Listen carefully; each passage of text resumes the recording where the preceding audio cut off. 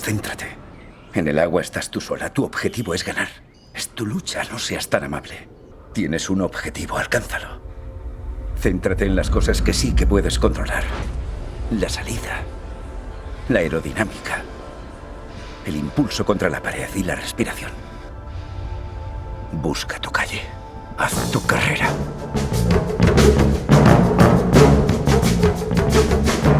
Imagina que tienes 20 años y te has pasado toda la vida nadando junto a tu hermana. Tu padre es tu entrenador, te encanta nadar y se te da tan bien que sueñas con competir en los Juegos Olímpicos. Ahora imagina que la guerra en tu país, en Siria, hace que tu vida salte por los aires. Y las bombas te sacan de casa, te alejan de tu familia. Decides huir con tu hermana hacia Alemania buscando un futuro mejor para ambas y para tus padres y tu hermana pequeña, a los que esperáis poder llevar a Berlín cuando consigáis llegar. Hacéis miles de kilómetros, cruzáis fronteras y os topáis con el mar en las costas de Turquía. Allí pagáis a unos hombres para que os pasen a Europa y acabáis subidas en una barca precaria, inestable, insegura, junto a muchas personas, demasiadas para esa embarcación, que huyen como vosotras de guerras y penurias. En mitad de la nada, muy lejos de la orilla, el motor de la barca se para, la gente se asusta, el agua entra, estáis a punto de naufragar. ¡Chicos, tengo cobertura! ¡Llámalo por estoy llamando! ¡Hola! ¡Ayuda! Necesitamos asistencia de emergencia. Estamos en una lancha atrapados entre Ayvalık, Turquía y Lesbos. El motor se ha parado. Estamos en aguas griegas. No podemos volver. Nos estamos hundiendo. Usted no lo entiende. Hay niños, hay mujeres. Vamos a morir todos. Por favor, usted no lo... Llamáis a salvamento, pero dicen que no estáis en sus aguas, que no es cosa suya. Hay niños pequeños, madres, gente que no sabe nadar. Pero tú sí sabes, Sara. Y tu hermana Yurra también. Así que cogéis 2 cabos, Os los atáis al cuerpo y os echáis al mar para remolcar la embarcación a nado.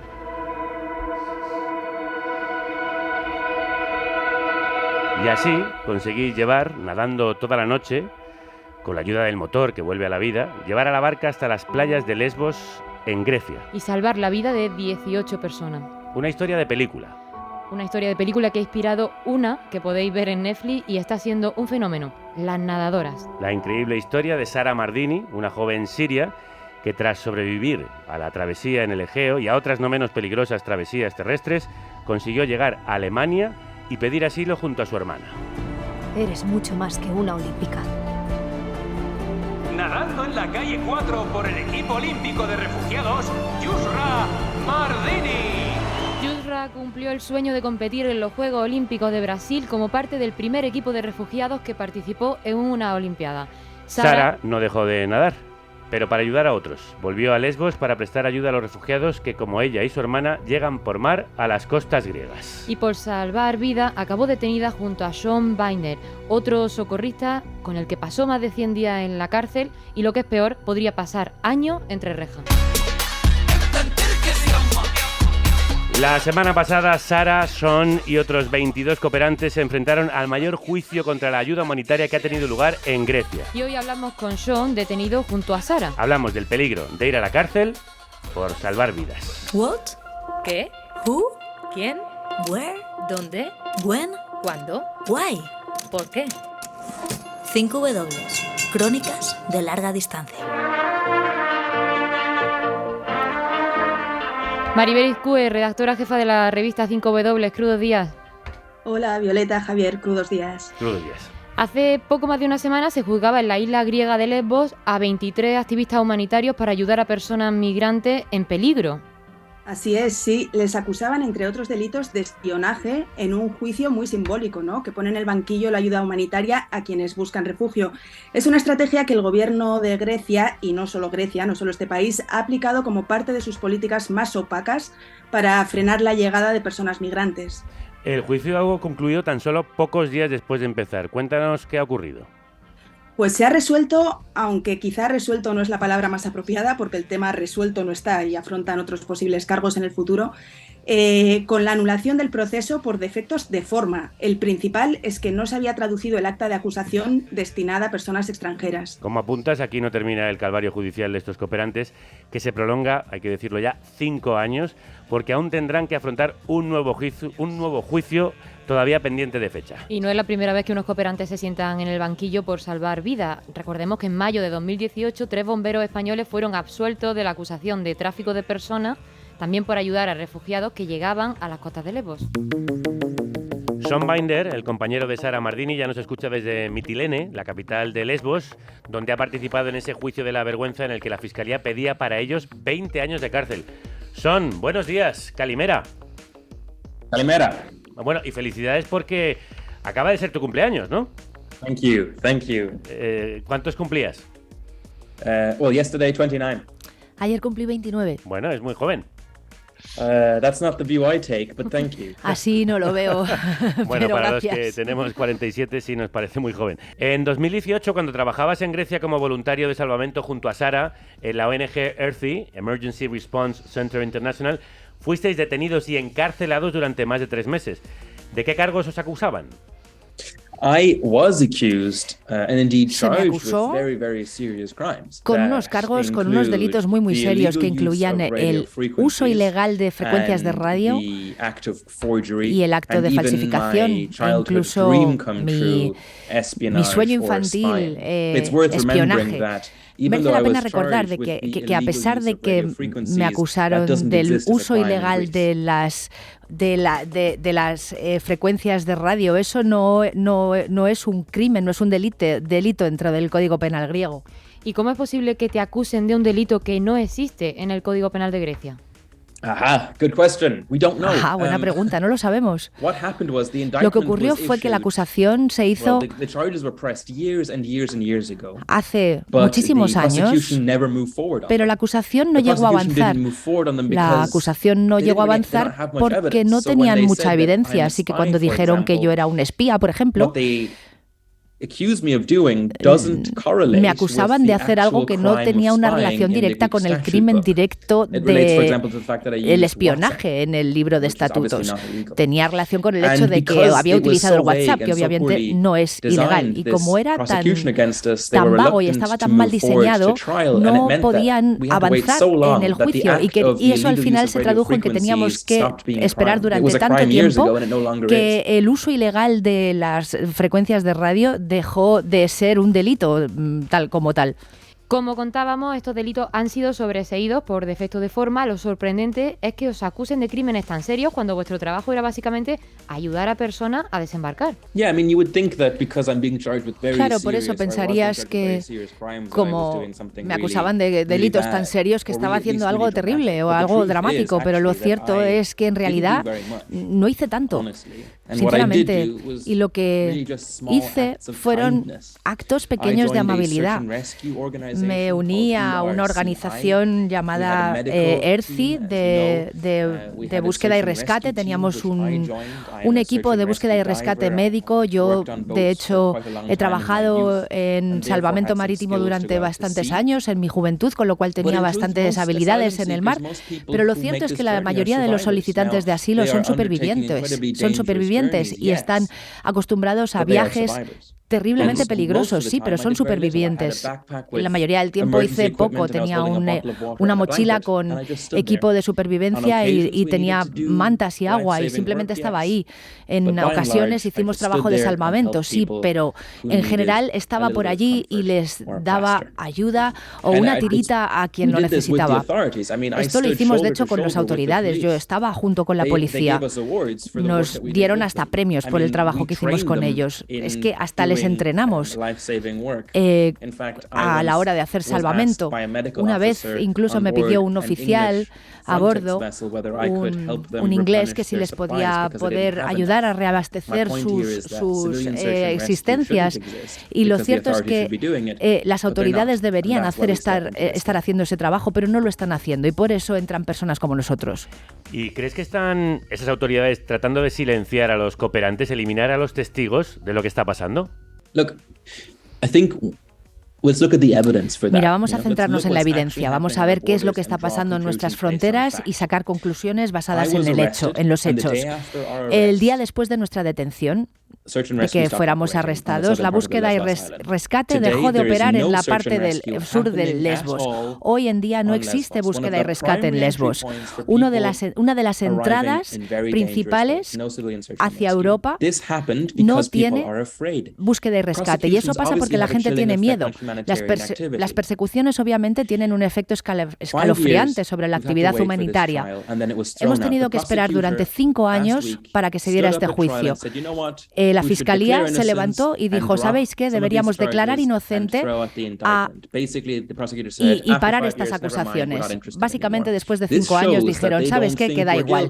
Esto demuestra que no piensan que seamos culpables, sino que no quieren alargarlo todo lo posible. Y la consecuencia es que ya no hay servicios de búsqueda y rescate. Para mí, esta es la estrategia más obvia. Eso es súper importante, Sí. que ya no hay rescate en Lesbos en este momento. Trágico, Sean, pero vayamos a tu detención. Estuviste 106 días encarcelado preventivamente con Sara Mardini. ¿En qué condiciones estuvisteis? They're not great.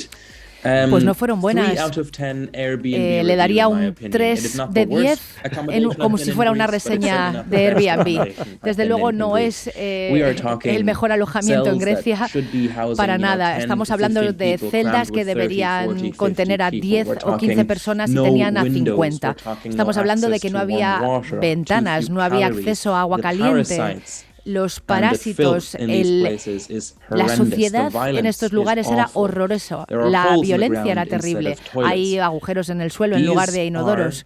are, in short, Esto not good. son condiciones But I can't malas. feel too sorry for myself. Pero You know, no I puedo helped people out sentirme, of nooses no puedo because they apiadarme were de mí so mismo. Yo alone. ayudé a They la had gente nothing, porque whereas I tenían was hugely supported by an esa amazing necesidad, community. pero yo sí tenía un And apoyo at the de una same grandísima time, comunidad. while I'm being charged with Y a la something that is vez completely untrue, que se there me are many acusa de others. algo que es There incierto, are hay asylum muchas seekers otras in personas, prison right muchos now. otros solicitantes Thousands de of them. asilo en la Who are cárcel in hoy there en for día, supposedly smuggling, que están and they ahí face por the supuesto same tráfico non-existent evidence that y I se do, but nobody enfrentan knows a about una them. evidencia tan And incierta nobody's como stepping yo, in to pero nadie support les them. conoce y And it nadie means that les they ayuda. remain in prison while Y eso I am significa que outside. ellos siguen en And la so it's cárcel mientras que yo important estoy for me fuera. to Así que remember para that mí es actually, importante recordar even in the context que of prison, en realidad, I'm very incluso en el contexto Even de in la the context of cárcel, being tengo un gran criminalized, privilegio. I'm En very el privileged. contexto And de it haber is sido criminalizado, soy a un deep privilegiado. irony that even Y in es una solidarity profunda movements ironía and que incluso en los counter-criminalization movimientos de movements, the same solidaridad, inequities that we see las at our mismas borders desigualdades que repeat vemos en nuestras fronteras se Again and repiten again, una the y people otra, who are most una y otra vulnerable vez. end up suffering the most. Y son las personas más vulnerables las que acaban sufriendo más. Es importante recordar, como decías, que hay cooperantes encarcelados o perseguidos penalmente por ayudar a refugiados en toda Europa. En 2020, Amnistía Internacional publicó el informe Castigo a la Compasión, denunciando casos de hostigamiento en Croacia, Grecia, Francia, Italia, Suiza, Reino Unido, Malta, donde se enfrentan incluso a cadena perpetua, y también España, donde los barcos de salvamento han sido amenazados con multas cuantiosas. Esa persecución actúa de muchas maneras, como tenerte pendiente de juicio durante un lustro. ¿Cómo han sido estos 5 años para ti? It has been deeply difficult, I think, to Ha move sido on. Look, profundamente I mean, the difícil first avanzar. starting point really El is to primer punto de feel partida or to es recognize the realmente deep sentir o sense reconocer of el sentido profundo shame de and vergüenza frustration y that de frustración.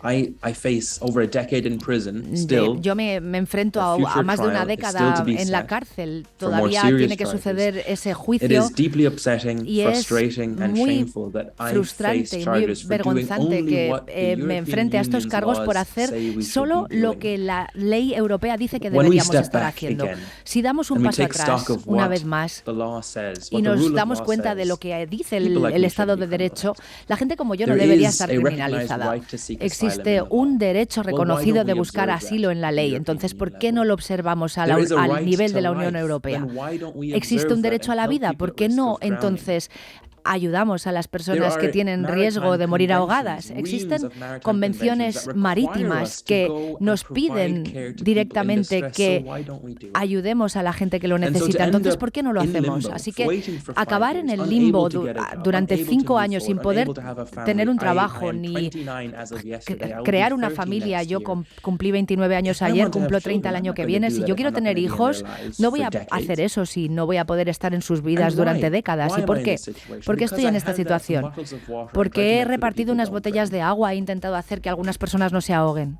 ¿Alguna vez te imaginaste que por eso, por salvar la vida de otros, podías poner en peligro la tuya?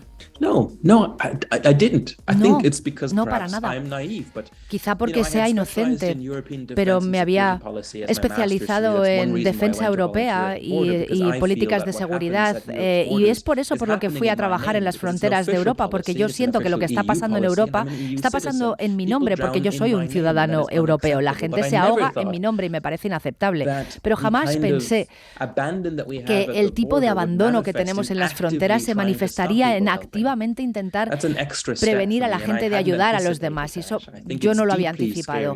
Me parece que es aterrador y muy problemático. El ejemplo que doy aquí para intentar hacer que se entienda lo peligrosas que son estas políticas, no solo para mí, sino para todos nosotros, es, imagínate que llegas a la escena de un accidente de coche, de tráfico. Ha habido un accidente de tráfico y hay alguien tirado en el suelo que necesita tu ayuda. ¿Qué chequeas primero, su pulso o su pasaporte? Si, como yo, miras su pulso antes de su pasaporte, has cometido exactamente el mismo crimen que se supone que yo he cometido. No deberíamos vivir en un mundo como este. De hecho, Europa gasta muchísima energía hablando de los derechos humanos, del Estado de Derecho, y entonces, ¿por qué no lo practicamos internamente? Como contabas, los cargos menores han sido desestimados, pero ahora podéis enfrentaros a un nuevo juicio por los delitos más graves, como lavado de dinero o tráfico de personas, por el que la pena puede ser de hasta 10 años por cada persona a la que se ayuda, lo que podría significar una pena de prisión de por vida. ¿Tienes miedo de ser condenado? No, of course not, because no, por supuesto que no, porque hacer búsqueda y rescate no es ilegal, porque ayudar a la gente necesitada no es ilegal, porque ayudar a una caridad no es ilegal. Dicen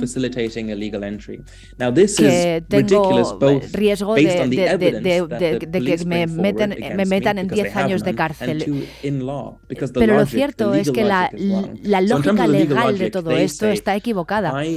La lógica legal dice que yo facilité ilegalmente la entrada de personas que son exentas de una entrada legal. Eso no tiene ningún sentido. Es imposible facilitar la entrada ilegal a buscadores de asilo que son exentos legalmente de una entrada legal. No tiene ningún sentido. E incluso si eso no fuera verdad, a nivel de la evidencia, dicen que me enfrento a esas 12 cuentas. Pero yo literalmente nunca jamás había estado en Grecia. Para mí es imposible estar en dos lugares a la vez. Piensan que soy un mastermind criminal, pero lo cierto es que yo no me puedo desdoblar y estar en dos sitios a la vez. Y durante todo el tiempo que estuve en Grecia, dijeron que yo estaba facilitando la entrada legal porque no contacté a los guardacostas. Y realmente existen miles de ejemplos de llamadas de teléfono mías a los guardacostas, así que no tengo miedo. Lo que me da miedo es lo que tarde en suceder ese juicio, porque una vez que entremos en juicio sé que somos inocentes, pero lo que pueda llegar a tardar sí me preocupa, y las limitaciones no son de 5 años, sino de 15 años. Bueno, es tremendo lo que está contando y me alegra ver que, a pesar de eso, aún conserva su sentido del humor, ¿no? No es una mente maestra del crimen. Imagino que para mantener el ánimo también ayuda el enorme apoyo que habéis recibido en todo el mundo, desde Amnistía a Human Rights Watch, pasando por el Alto Comisionado de la ONU para los Derechos Humanos. Sí, ha sido increíble ver todo eso. Al principio la narrativa de que éramos unos criminales fue la narrativa dominante, y fueron los periódicos pequeños locales los que empezaron a decir, bueno, puede que no le conocemos, no me creo esta versión de la historia, y ahora la versión oficial desde las Naciones Unidas a todas las organizaciones humanitarias son, esto está mal. Y es importante recordar esto, porque esto es un tema estructural y tiene que ver con todos nosotros. No tiene que ver con las organizaciones que ayudan a los inmigrantes. Esto es la parte de atrás de la ley que vemos en Europa. Como vosotros, si sois la prensa, ahora mismo en Hungría tendríais una limitación a la hora de trabajar. Si sois una organización, en Polonia también se están viendo limitaciones a la hora de trabajar. Es una preocupación muy profunda para todos en Europa. Sean, tu padre es vietnamita, tu madre es alemana y creciste en Irlanda, donde pudiste estudiar en los mejores centros. Así que nadie mejor que tú para entender la importancia de la migración y el derecho a buscar una vida mejor, ¿no? Exactamente. Algo que me parece muy importante de recordar es que la gente tiene derecho a buscar asilo. Yo nunca he buscado asilo, crecí con una madre soltera alemana, ella se mudó varias veces de país, somos inmigrantes económicas, básicamente. Si nosotros tenemos derecho a viajar, entonces existe una obligación mayor todavía para con las personas que están huyendo de la guerra. Eso no es simplemente una afirmación moral, es una afirmación legal. A lo mejor no te gusta que quieran que busquen asilo, a lo mejor no quieres que toda esta gente acaben siendo refugiados, pero da igual, eso tiene que ocurrir. Y si no podemos sostener la ley, no tenemos nada. La idea de buscar asilo es separada de la búsqueda y el rescate. A menudo se juntan las dos cosas, pero no tienen que ver. Si la gente busca asilo o no, los buscadores de asilo, el caso es que no importa si acaba siendo reconocido como un refugiado o un emigrante económico o eres algún tipo de lunático, nadie merece ahogarse. Y eso es el fondo de todo. Para terminar, tengo entendido que Sara Mardini no ha asistido a este juicio. ¿Cómo está? ¿Sigues en contacto con ella en estos días? Sí, seguimos en contacto. Sara no pudo viajar al juicio. Le han bloqueado su entrada a Grecia. Ella es una amenaza a la seguridad nacional, la llaman así. Ha habido 8 veces que no ha podido entrar para ir a su propio juicio. Es una grandísima ironía porque nos bloquearon la entrada durante 100 días. Grecia nos mantuvo encarcelados porque tenían miedo de que no llegáramos a nuestro propio juicio, y a Sara directamente no le dejaron, le bloquearon la entrada. No tiene ningún sentido. Toda la persecución está basada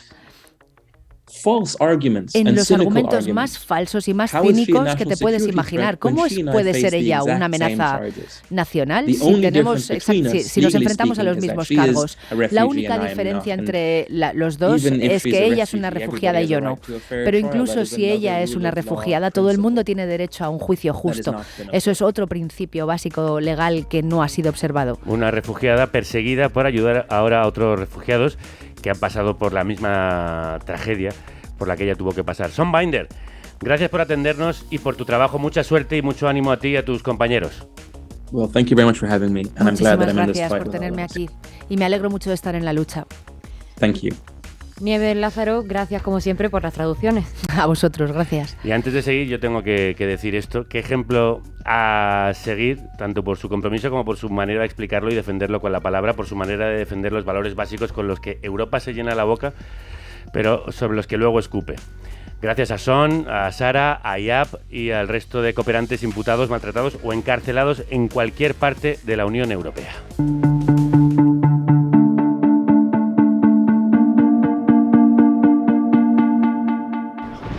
La noche del 20 de octubre de 2020, hombres encapuchados asaltaron un barco pesquero cerca de Creta, en Grecia.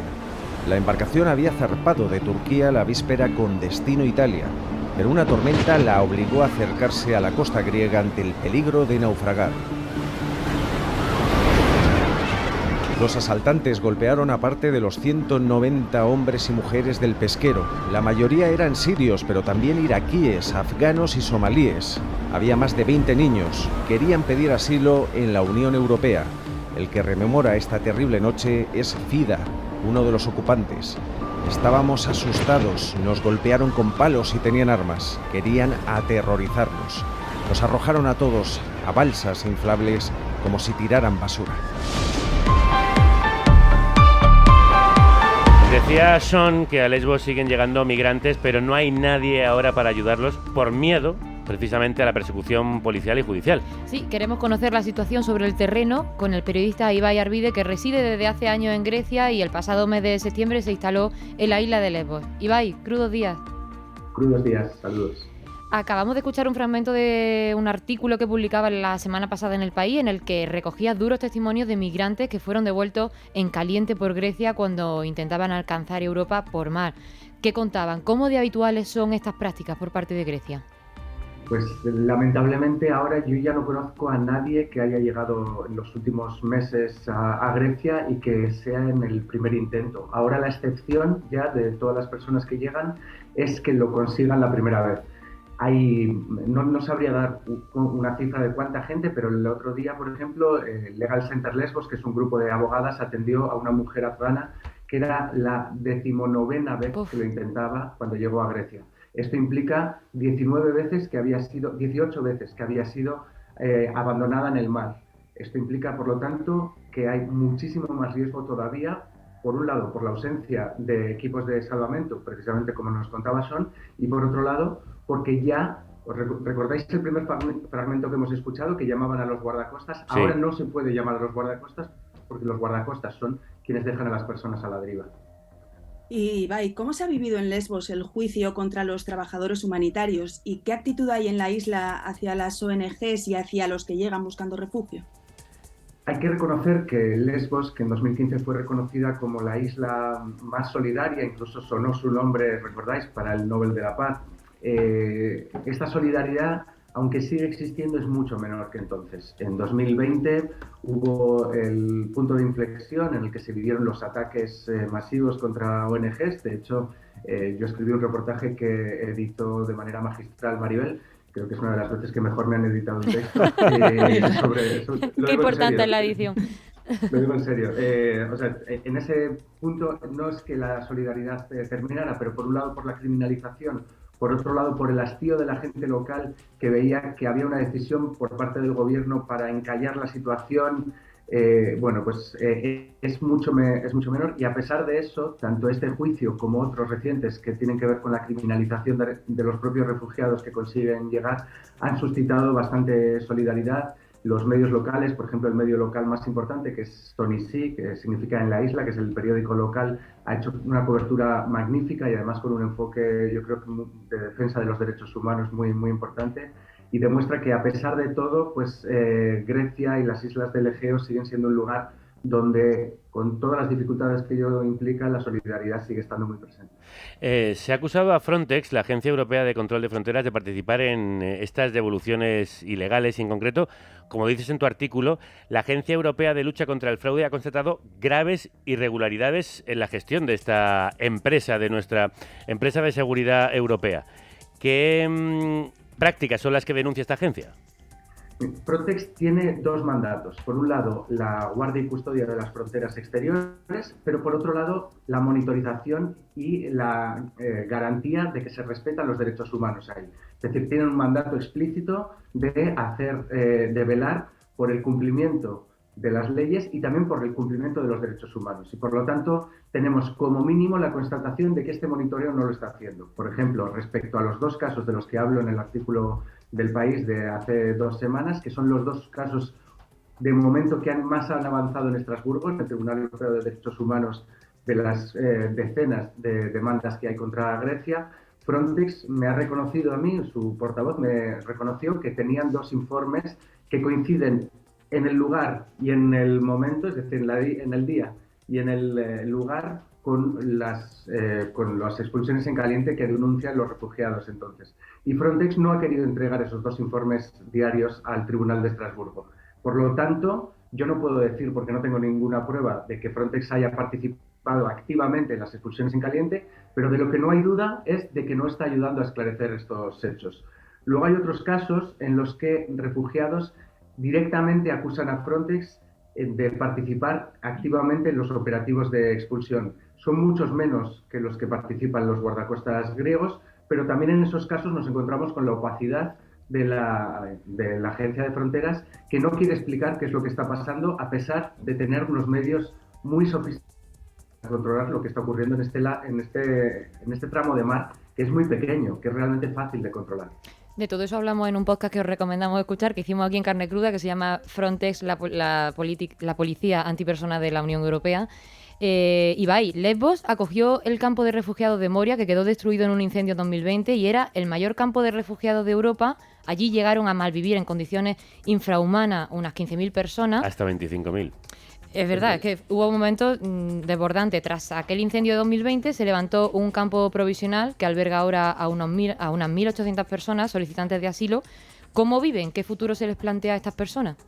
Bueno, de hecho está ya muy avanzada la construcción del campo que en teoría debe sustituir a Moria, que es un campo que cuenta con condiciones en teoría de vida mejores, en el sentido de que no estarán viviendo en plásticos, pero con condicionantes muchísimo peores que entonces, porque está previsto que sea un campo muchísimo más aislado. Es un campo para llegar a pie desde Mitilini, desde donde estamos, habría que andar unas 7 o 8 horas. Está en medio de un bosque, literalmente en medio de la nada, no hay ningún pueblo cerca.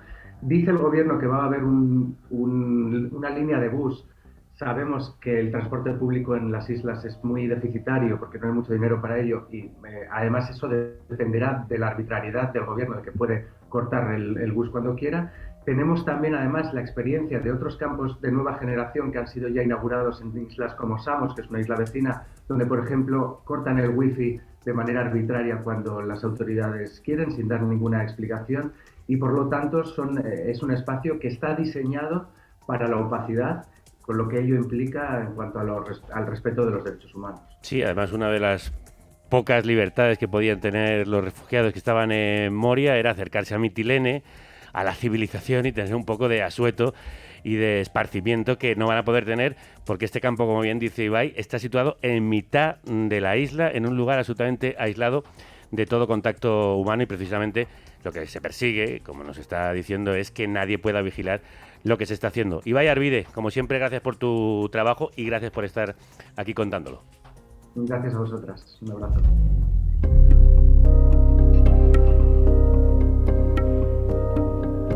Por cierto, que otro programa que podéis recuperar sobre los campos de refugiados en Lesbos, que en realidad terminan siendo campos de detención, es Lesbos, Moria, el infierno en el paraíso. En este Consejo de Ministros hemos abordado la inmigración con un decreto que concierne sobre todo la cuestión de las ONGs y que tiene sobre todo como objetivo el respeto al derecho internacional. Porque el derecho internacional sobre salvamento marítimo no prevé que haya alguien que pueda hacer de ferry en el Mediterráneo o en cualquier otro mar e ir y venir con contrabandistas para trasladar a personas de un país a otro. Per trasferire gente da una nazione a La que hablaba es la primera ministra de Italia, la ultraderechista Giorgia Meloni. Hace apenas 3 semanas su gobierno aprobaba un decreto ley para hacer aún más difíciles los rescates humanitarios de personas migrantes en el mar. Sí, aún más difíciles, porque Italia ya llevaba a cabo una política de puertos cerrados, impulsada por el exministro del Interior y actual vicepresidente Matteo Salvini. Meloni, que llegó al poder tras ganar las elecciones de septiembre, gobierna en coalición con el partido de Salvini y con el de Silvio Berlusconi, Forza Italia. Es un gobierno que desde el principio ha prometido mano dura contra las ONGs que ayudan a los migrantes en el mar. ¿Y qué supone este nuevo decreto del gobierno italiano? Bueno, el decreto supone que solo podrán atracar los buques solo podrán atracar en puertos italianos después de completar el rescate de una única embarcación. Es decir, en lugar de acudir en ayuda de otras que estén en peligro en una misma operación, tendrán que ir directamente a puerto.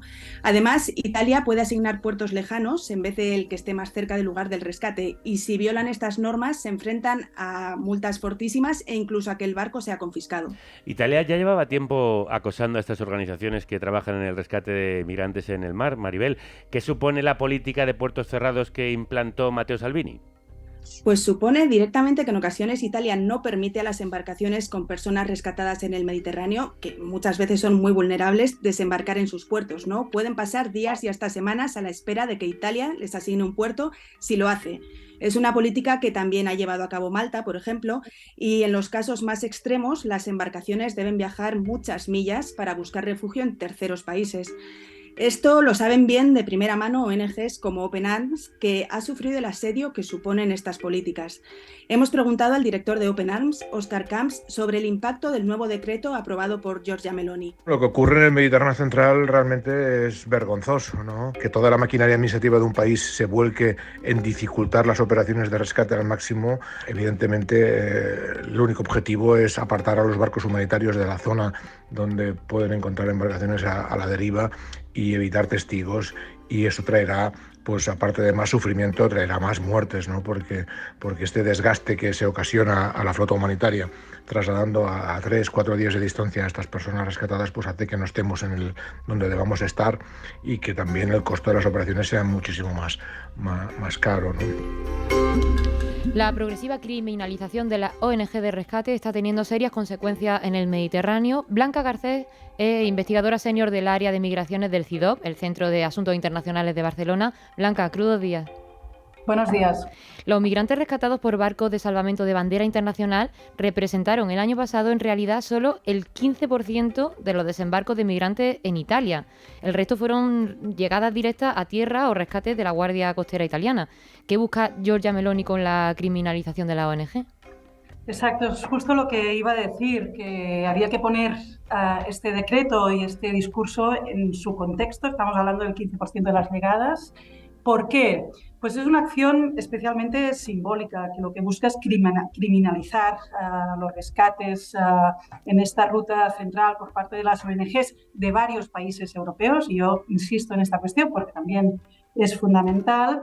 Y yo creo que lanza dos mensajes. Uno interno hacia los votantes, hacia Italia, hacia los votantes de su propio partido y de otros, ¿no? De que el gobierno está tomando medidas para reducir la llegada de inmigrantes, la llegada irregular de inmigrantes por las costas italianas, que recordemos en 2022 aumentó considerablemente, y luego un mensaje hacia afuera, hacia la Unión Europea y especialmente hacia los otros Estados miembros, básicamente apelando a esa corresponsabilidad que hace años que el gobierno italiano, de cualquier color, pide al resto de socios europeos y que en cierta manera no acaban de obtener.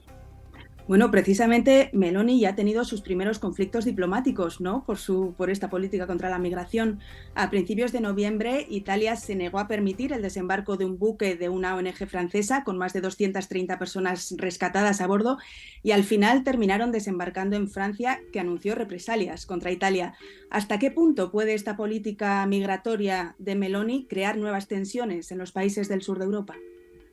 Tensiones, seguro que crea, y de ahí todos estos encuentros, ¿no? Para resolver, pero es una cuestión muy difícil. Yo diría que es el talón de Aquiles de las políticas migratorias y de asilo europeas, que es la cuestión de la corresponsabilidad.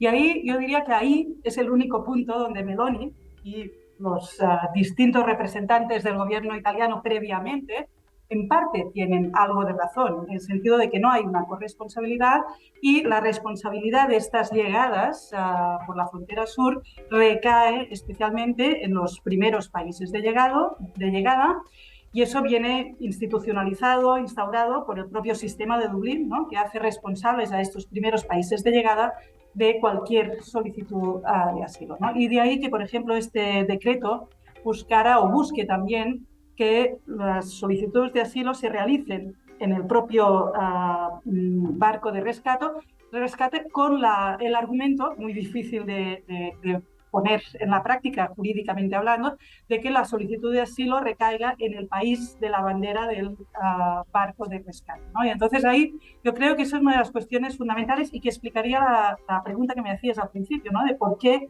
ese foco en esos buques que representan el 15% de los rescates.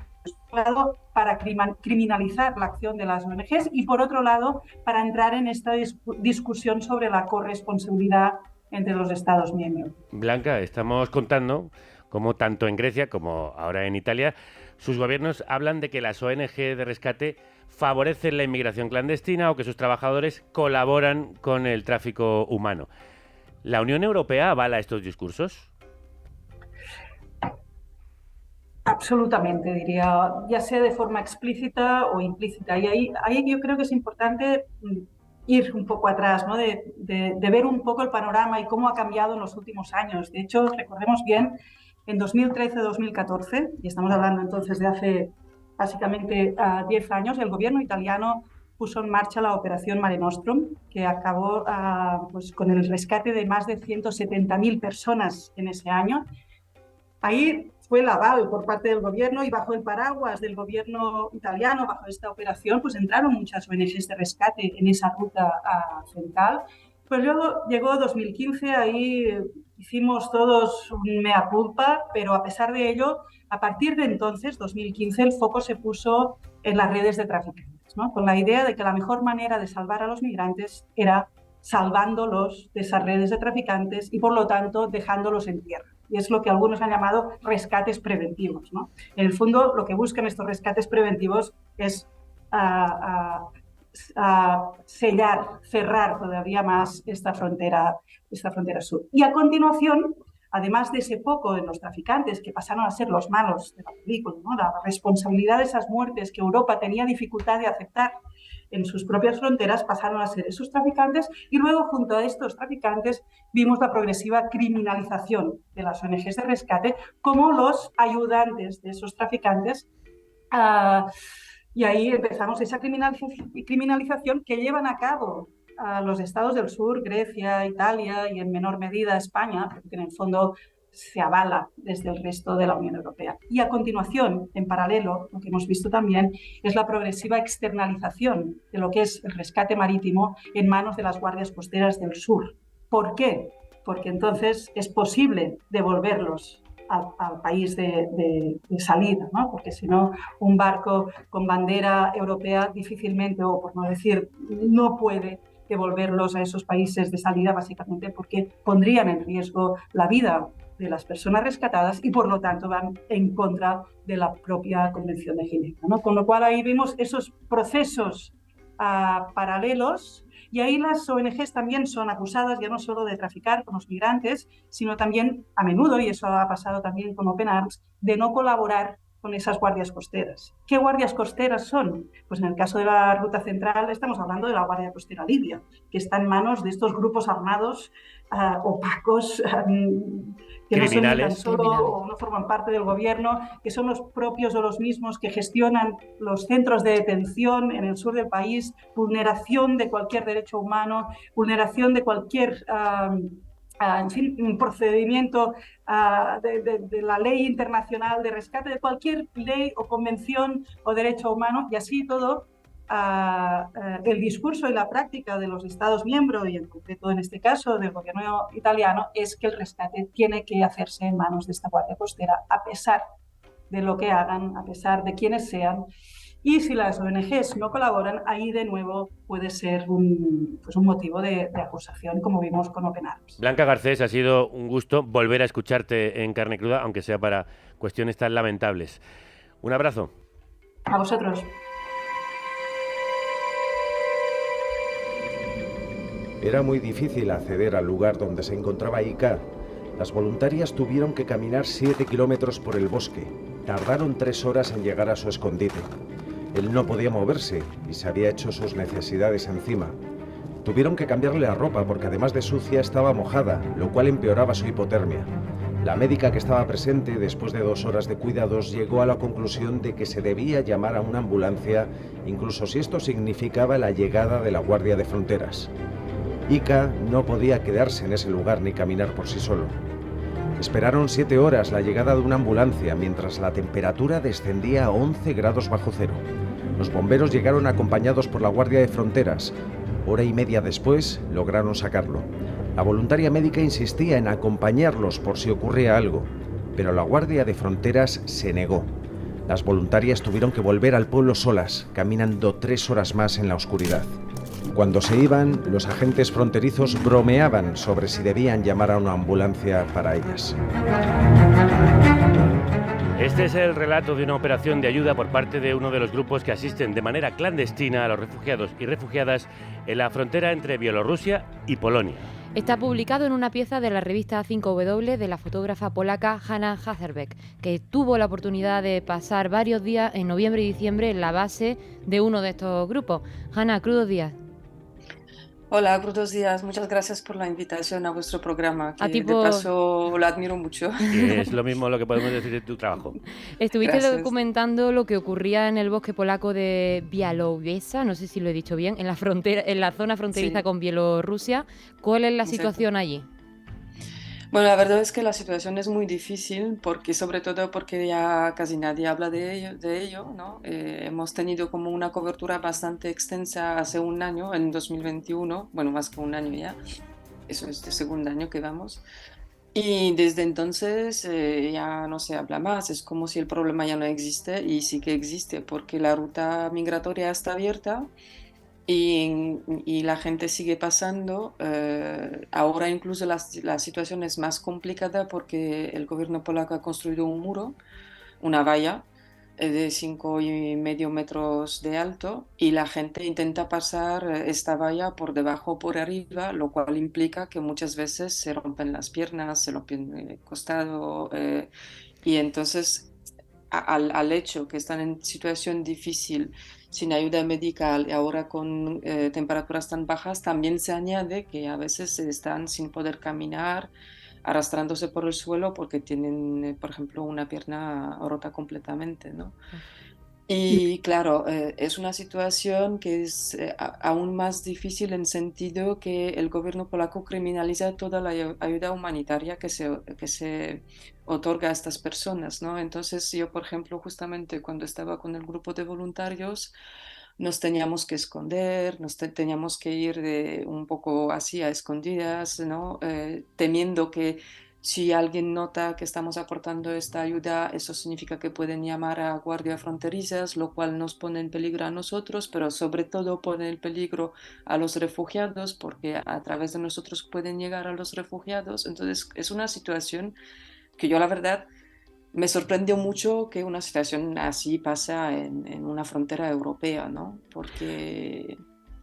Sí, Maribel, querías decir algo. Sí, no, como decías, ¿no? Los focos se pusieron justo sobre esta frontera europea en 2021, cuando Bielorrusia, en respuesta a las sanciones que Bruselas le había promovido, impulsó el cruce de miles de migrantes a Polonia. Y en aquel momento el gobierno polaco ultraconservador declaró el estado de excepción y criminalizó la ayuda humanitaria, como decías, ¿no? ¿A qué consecuencias se pueden enfrentar las personas que asisten a los refugiados allí? Mira, es que la verdad es que en principio la gente también, los locales, no sabían justamente a qué consecuencias se pueden, a qué pueden esperar, ¿no? Entonces había mucha intimidación en sentido que se les quería hacer pasar como por traficantes de seres humanos, lo cual según la ley polaca corresponde a 8 años de la cárcel. Lo que pasa es que ahora ya a lo largo de estos 2 años la gente local aprendió un poco cuáles son realmente sus derechos y ya tiene un poco otro tipo de respuesta, que se tienen que seguir escondiendo para evitar multas y para evitar problemas y sobre todo pensando en los refugiados, ¿no? Pero ya saben que si aportan la ayuda legalmente es muy difícil que algo les pase porque la ayuda es que según la ley polaca no está criminalizada. Es lo que intenta hacer el gobierno, intenta hacer esta manipulación y esta desinformación, ¿no? Pero ellos simplemente si aportan la ayuda y lo dejan en el bosque, no hay materia para poder decir que están ayudando en el tráfico de personas, ¿no? Porque es un poco lo que el gobierno polaco quería hacer. Y las veces cuando se quería inculpar a algunos de los voluntarios, justamente en esta base, los jueces por suerte rechazan y por suerte no aceptan este tipo de inculpaciones, ¿no? Entonces, claro, por suerte tenemos todavía jueces en Polonia que son independientes, algunos, y que no aceptan esta lectura y esta lógica que está intentando imponer el gobierno, ¿no? Hanna, Entonces, hablando de esa movilización, hace pocos días un pueblo polaco fronterizo con Bielorrusia, Michalowo, recibió un premio del Comité Europeo de las Regiones precisamente por la ayuda ofrecida a refugiados y migrantes. El premio destaca la movilización ciudadana que hubo en 2021 para proporcionar ropa, comida caliente y alojamiento a esas personas necesitadas junto al apoyo de ONGs. ¿La población local sigue movilizada o ha cambiado la percepción desde aquel 2021 hasta hoy? La población sigue movilizada. En cuanto a las ONGs, es que no hay casi nadie. Bueno, primero vamos a hablar de la población local. Sigue movilizada con la única diferencia es que están súper cansados. Están muy cansados porque llevan ya, yo estoy diciendo, estamos con el segundo año. Durante los primeros meses, además, la zona estaba cerrada herméticamente. Nadie podía entrar, ni periodistas, ni las organizaciones, justamente nadie. Entonces la población local estaba completamente abandonada a sí mismos y tenían esta sensación de que todo y la vida de los refugiados depende de ellos, lo cual es una carga psicológica muy difícil. Y ahora lo que yo estaba viendo también cuando estaba ahí es que muchos tienen claramente como un PTSD, ¿no? Como depresiones, porque claro, es que estaban frente a una crisis con la cual tenían que lidiar ellos sin ninguna preparación y sin ninguna ayuda. No había ONGs, ninguna ONG estaba ahí durante meses, es que no podían entrar en la zona, ¿no? Ahora la diferencia es que ya la zona, la región está abierta, ya puede entrar cualquiera, pero los ONGs tampoco se establecieron. Es que porque como hay esta lógica y en narrativa de parte del gobierno que se criminaliza cualquier tipo de ayuda humanitaria, los grandes ONGs yo creo que temen establecerse porque probablemente esto le va a venir en contra, ¿no? Por parte del gobierno. Entonces las únicas que yo sé que están de alguna manera presentes son Médicos Sin Fronteras y Intersos, que es como una ONG italiana. Pero ¿de qué manera están presentes? No es que tienen una base en sí que está allí otorgando la ayuda de manera oficial, ¿no? Ellos simplemente lo único que pueden hacer es emplear a algunos médicos o personas que tienen alguna preparación para poder ayudar al nivel medical a la gente, tipo socorristas, etcétera.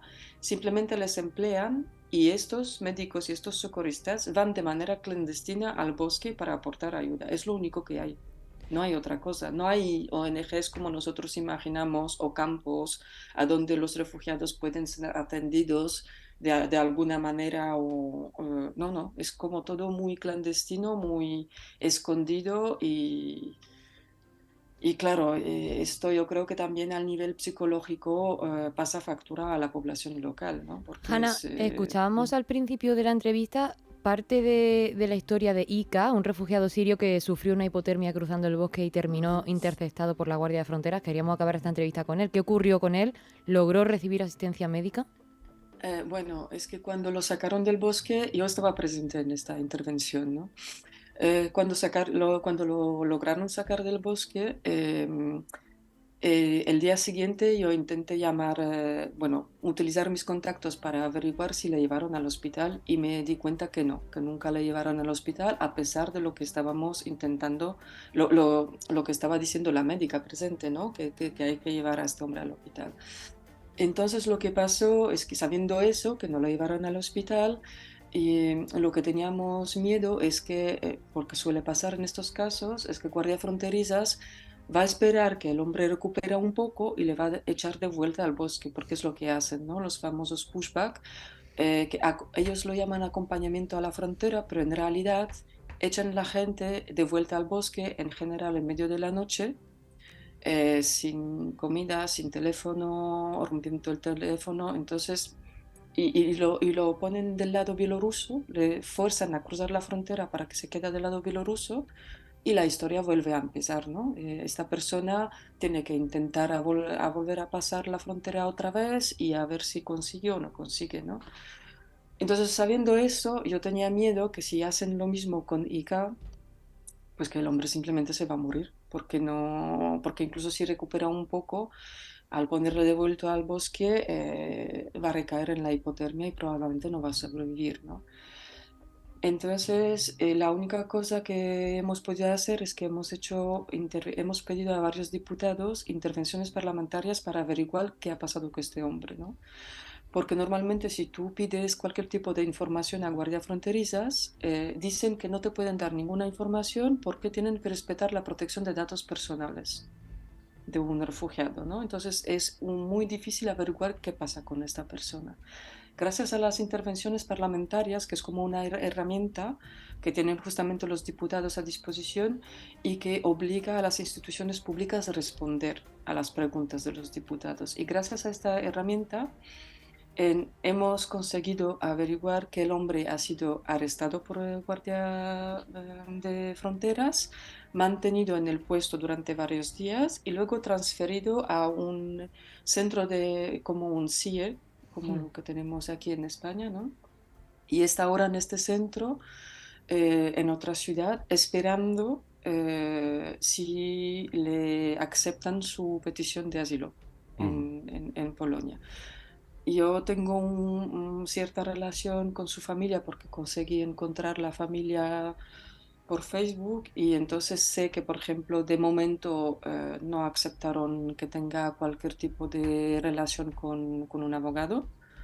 No sé hasta qué punto le han otorgado un traductor, porque este hombre no hablaba prácticamente nada en inglés, entonces necesita un traductor para saber lo que le va a pasar. Y de momento estoy intentando seguir el caso para ver qué va a pasar con este hombre, pero cada vez es muy difícil obtener cualquier tipo de información por parte de guardias fronterizas. Hanna Harsabek, gracias por poner el foco y visibilizar lo que quieren que permanezca oculto, esa frontera con tu país de origen. Gracias por tu trabajo y por contarlo aquí en Carne Cruda. Muchas gracias a vosotros por dar espacio a esto. Y terminamos este repaso internacional con la persecución de los defensores de la tierra y de los derechos humanos en Latinoamérica. Voces de la Tierra. 40 años con las personas defensoras de derechos humanos. Contra la desigualdad. Por la no violencia. Contra la opresión. Por la educación y la transformación social. Voces de la Tierra. Voces de la Tierra. Voces de la Tierra. Defensoras del territorio y los derechos humanos en Latinoamérica. En colaboración con Brigadas Internacionales de Paz. Viajamos hasta Guatemala, uno de los países que sufre mayor desigualdad relacionada con el acceso a la tierra. Maribel. Sí, Guatemala está entre los 10 primeros países a nivel mundial en términos de desigualdad. En este país el 2% de los productores usan la mitad de la tierra y el 92% de los pequeños productores ocupan solo el 22%.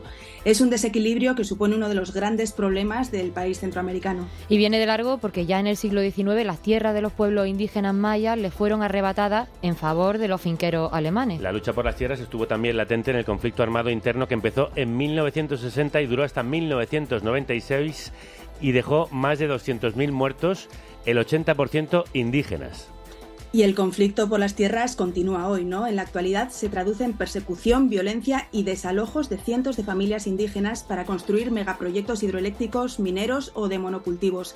Esto está pasando ahora especialmente en los departamentos de Alta y Baja Verapaz. Es una de las zonas de Guatemala con más riqueza de bienes naturales, pero también, al mismo tiempo, con las mayores pobreza. Y es también una zona con el mayor número de desalojos por megaproyectos de grandes corporaciones. Sí, así es. En los últimos meses la tensión se ha disparado precisamente por los desalojos forzosos de comunidades indígenas y campesinas, con ataques y violencia hacia los líderes y lideresas que defienden el derecho a la tierra y con la militarización también de muchas zonas. Y allí trabaja, entre otros grupos, la Unión Verapacense de Organizaciones Campesinas, la UBOC, que es una organización indígena y campesina dedicada a la defensa y promoción del acceso a la tierra en los departamentos de Alta y Baja Verapaz, y creo que has estado hablando con ellos. Sí, he hablado con Sandra Calel, representante de la UBOC, que cuenta lo que supone para las comunidades indígenas de las Verapaces este modelo extractivo que se desarrolla en la zona. Empezamos a cambiar nuestra forma de vivir porque empiezan a desalojarnos, empiezan a quitar todo lo que es nuestro. Y termina con todos nuestros cultivos, termina con nuestra forma de organización y en específico las mujeres son las que han sufrido en estos tiempos, en estos últimos meses. Son desalojos que a menudo se llevan a cabo de forma violenta, ¿no? En el desalojo de Purulá, que ocurrió hace 8 semanas, participó un contingente de cerca de 2.000 policías y 1.000 militares. Es decir, que los desalojos suponen a la vez un gran despliegue de las Fuerzas Armadas, ¿no? Sí, eso es, se están de hecho militarizando algunas zonas, pero es una estrategia que va más allá. En Tucurú, otra zona de Alta Verapaz, se ha desalojado recientemente a otra comunidad indígena, la Chintún, para desarrollar el proyecto de la hidroeléctrica Santa Teresa. Allí los desalojos están tratando de dividir a la comunidad. Es utilizando a civiles, o si no, pues lo visten de civiles a los militares para poder enfrentar entre campesino a campesino. Es la forma en que ahora las estrategias que están utilizando en las comunidades. ¿Y qué papel juegan las instituciones aquí? ¿Las comunidades cuentan con alguna protección? Pues los acuerdos de paz con los que se puso fin a la guerra contemplaban garantizar el reparto de tierra, pero la realidad es que no han funcionado. La Secretaría de Asuntos Agrarios se encargaba de mediar en la gestión de conflictos entre los finqueros y las comunidades indígenas, pero en julio de 2020 esta secretaría fue cerrada y los casos que tenían pendientes los defensores y las defensoras quedaron en el limbo. Ahora lo que queda es el COPADE, que ellos acompañan para ir a desalojar, no para resolver los problemas, sino que... ¿De qué habla, Maribel? Ahí. Habla del llamado COPADE, el organismo que ha asumido la tarea de gestionar la conflictividad agraria y que está más próximo a los intereses de quienes desalojan que a los de las comunidades, ¿no? La sensación es de impotencia, porque tampoco funciona la justicia y faltan recursos para proteger y defender los derechos de estas comunidades. Solo hay leyes para un sector, pero no para la población indígena y campesina. Como organización solo tenemos un abogado que nos lleva miles de casos, porque dentro de una comunidad surgen otros casos. Por ejemplo, orden de desalojo es un caso y orden de captura es otro caso. En la misma comunidad puede salir 20 casos. ¿Y cuál es la situación ahora? Pues están denunciando lo que ocurre, pero no dan abasto con todos los casos que se presentan y no son optimistas. Son cosas tan doloroso que nosotros estamos viendo en estos últimos años con este gobierno, y pues me imagino que va a seguir porque ya lo tienen planificado, desalojar a más comunidades para este mes de febrero y marzo, abril. Pues en espera están las familias. Familias en espera y una justicia que no funciona. A la política de desalojos se suma la criminalización de las personas defensoras que cuestionan el modelo de desarrollo y denuncian las violaciones de los derechos indígenas. Acusarlos y encarcelarlos para intentar acallarlos. Uno de los casos de criminalización más sangrantes en la zona de Alta Verapaz, en Guatemala, ha sido el de Bernardo Caal, maestro indígena, sindicalista y defensor de la tierra y los derechos del pueblo indígena maya quechí. Estuvo en la cárcel de forma injusta durante más de 4 años, ¿verdad? Sí, por un supuesto robo del que nunca hubo evidencias. Muchas organizaciones como Amnistía Internacional aseguraron que su condena fue por defender los derechos de las comunidades maya afectadas por un proyecto hidroeléctrico en el río Caabón, que es sagrado para las comunidades, y dicen que no debió pasar ni un día en prisión. Bernardo salió de la cárcel el año pasado, pero se enfrenta a nuevos cargos. ¿Tú has hablado con él, no, Maribel? Sí, y nos ha contado el porqué de su persecución. Aquí el grupo oligárquico pues no les gusta que alguien reclame los derechos. Durante siglos tampoco se ha interesado en querer enseñarles a las personas a leer y escribir. Aquí lo que le ha convenido a ese grupo de poder es mantener a las comunidades, a los pueblos en el analfabetismo. El analfabetismo como herramienta para impedir que la población hable por sus derechos y defienda el territorio. ¿Y estos años qué ha denunciado Bernardo Caal? Pues ha denunciado y denuncia el expolio de los bienes naturales de la región y la construcción de varias hidroeléctricas que están dejando sin agua a cientos de familias y que además tienen un serio impacto ecológico, ¿no? Están afectando gravemente el curso del río Caabón, que es un río sagrado, como decíamos, para las comunidades, y además apunta directamente a las grandes empresas que están detrás. Grandes empresas como la constructora ACS de Florentino Pérez, cuyos proyectos también amenazaron al río Guapinol en Honduras, como contamos en el podcast Florentino nos robó el río. En Guatemala también les han prometido desarrollo, pero no ha llegado. Pues, ¿qué desarrollo puede haber si la pobreza continúa? Al contrario, desde que se instalaron estas hidroeléctricas ha aumentado el problema social, porque muchos de mi pueblo que no lo habían hecho antes están migrando para otros países. Y aunque el río está siendo explotado para generar electricidad, a estas comunidades indígenas tampoco les llega este tipo de desarrollo. Ese es otro de los problemas, porque en el territorio Erchi es donde se han construido más hidroeléctricas, pero las familias Erchis son las que no cuentan con energía eléctrica. Estamos en tinieblas. Es decir, que la empresa de Florentino construye una hidroeléctrica, pero paradójicamente deja a las comunidades sin agua y sin luz. Y Bernardo sigue denunciando, pero ¿cuál es su situación judicial ahora? Pues el año pasado, a los 20 días de estar en libertad, le llegó la notificación de otro proceso por un cargo anterior de retenciones indebidas, un supuesto delito también infundado, que según sus abogados y abogadas debería ser en todo caso administrativo y no penal, y han esperado a que salga de la cárcel para reactivarlo. ¿Por qué entonces esperaron hasta que yo saliera libre y me empiezan a citar nuevamente? O sea, son de las cosas ilógicas que se manejan. Pero lo que hay que comprender aquí, que es la criminalización, es la persecución de silenciar a una persona que alza la voz. Silenciarle para que no denuncie el expolio de los bienes naturales de su región. Sí, de hecho está ahora en pleno proceso de audiencias por este segundo caso y puede volver a la cárcel.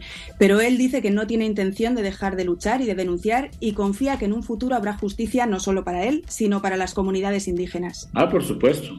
Hay esperanzas porque todo es una injusticia y lo que es injusto se cae. Así como existe la ley de la gravedad, aquí tiene que prevalecer el bien sobre el mal. Esa es una lógica. Entonces por eso es de que seguimos luchando. El bien debe prevalecer sobre el mal. Gran rúbrica la que nos deja Bernardo para terminar. Maribel Izcue, redactora jefa de la revista 5W, vaya repaso bueno que hemos hecho de esta persecución a los defensores de los derechos humanos y de la tierra. Gracias por esta nueva entrega de Mundo a Distancia y por vuestro periodismo kilométrico que nos acerca a todas las latitudes. Pues muchísimas gracias a vosotras y hasta la próxima. Hasta la próxima. Baby, esto va a acabar muy mal. He bebido más de lo normal. Bailando reggaetón más que espacial. Con quien no quería, con quien no debía. Baby, esto va a acabar. Escucháis a Paranoid 1966, nombre artístico de Victoria Hueca Becucu, cantante alicantina de origen ecuatoguineano, hija de la emigración, que pondrá la música en directo en el programa especial que hacemos el próximo miércoles 25 de enero a las 8 de la tarde en el Teatro Arniches de Alicante. Sí, hablaremos de la música, el cine, el teatro y la literatura como formas de narración del feminismo más combativo y de conciliación con una maravillosa iniciativa de viviendas compartidas. ¿Y no estarás tú por allí? No, porque me acompañará en el micro María Bastaros, presentadora de Todo Incluido, el podcast que hemos hecho con la Consellería de Igualdad de la Comunitat Valenciana, que podéis encontrar en nuestras redes y que es bonitiquísimo. Me da mucha pena perdérmelo, pero va a estar muy bien acompañado por un buen puñado de mujeres. Pero te echaré de menos, no te creas. Me lo creo, o sea, no lo dudo. La entrada es gratuita hasta completar aforo, no tenéis que reservar, pero os recomendamos llegar prontito, que normalmente se agotan las localidades en 0, Uy, qué repelús me acaba de dar ese 0, me ha recordado a Mario Vaquerizo en el espeluznante vídeo que ha hecho para el gobierno de Ayuso. Y lo que te queda, nena, es que todo lo malo se pega. Bueno, de lo malo hablamos mañana, del cuento de la criada que se está haciendo realidad en todo el mundo, de los antiabortistas nacionales y globales. Hasta mañana. Que la radio os acompañe.